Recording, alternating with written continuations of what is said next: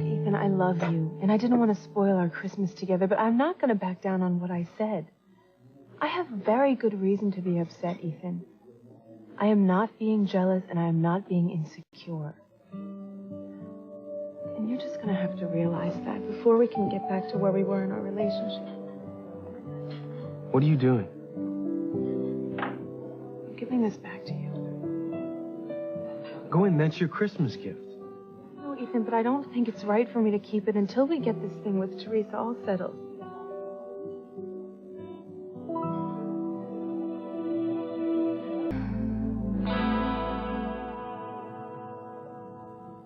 Don't do this, Gwen. Ethan, it's the only way. Can't we just forget about this whole thing with Teresa? I would love to, but I can't. I just don't understand why you refuse to believe that Teresa's in love. You're so blind, Ethan. She was going to introduce us to the man at the tree lighting. But she didn't, did she? Because there was a fire, everyone was distracted, upset. And she said her guy left. It was all very convenient, wasn't it? What? You actually think that Teresa had something to do with the fire? At this point, Ethan, I wouldn't put it past her. After all, look what her father did to your father. Teresa's father did to mine. That's a terrible thing to say, Gwen. I know, I'm sorry. I'm angry, Ethan. I've put 10 years into this relationship. So have I. And I want to put in 50 more. Teresa's ruining everything. You don't really believe that Teresa had anything to do with the fire? It certainly served her purpose, didn't it? You think she'd create total chaos just to avoid introducing us to the guy she's in love with? Well, at Her this brother rate... could have been killed, Gwen. Okay, fine. Maybe I'm going a little overboard. You're being much too hard on her.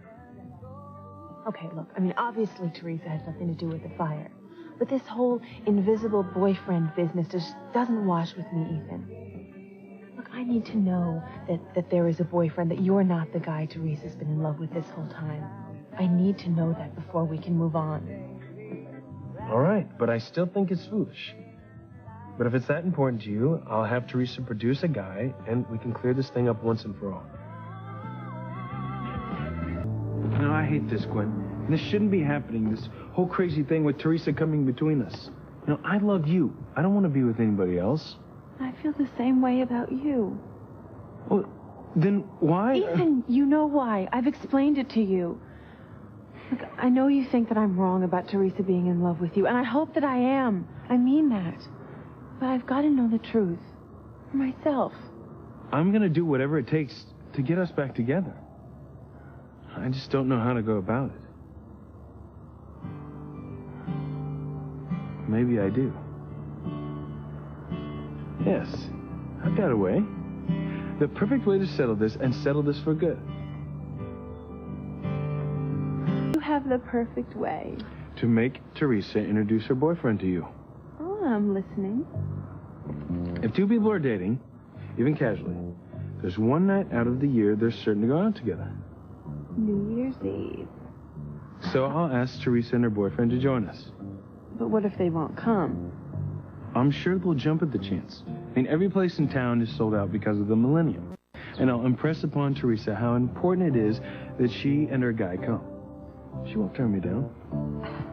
There is no way Teresa can slip out of this one. Give me a way I can be together with you. Teresa, just give it up, okay? Teresa, hey, I'm glad I ran into you. I was just going to call you. You were? Yeah, I was wondering what you were doing New Year's Eve. I was hoping my boyfriend will ask me out. But he hasn't asked you yet? No, he's been involved in something, and I just found out that he's finally free of what was keeping us apart. So I'm really hoping we can be together now. How would you like to spend New Year's Eve with me? Yes, I'd love to. Oh, great. You and your boyfriend can join Gwen and me at the Seascape restaurant. We'll make it a foursome.